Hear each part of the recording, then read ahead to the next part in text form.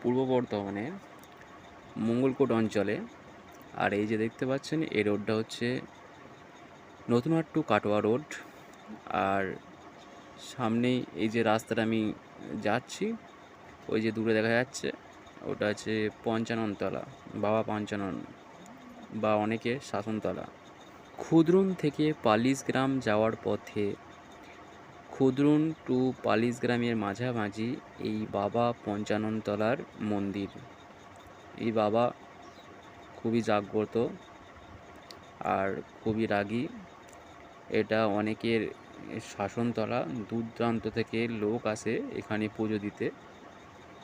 সবাই হয়তো ভাববেন বাবার এখানে মন্দির নেই কেন বা এরকম অবস্থা কেন। এটাই বাবার মহিমা, বাবার আশীর্বাদ। বাবা কখনো চায় না যে সে মন্দিরে থাকুক, এভাবেই থাকতে পছন্দ করেন।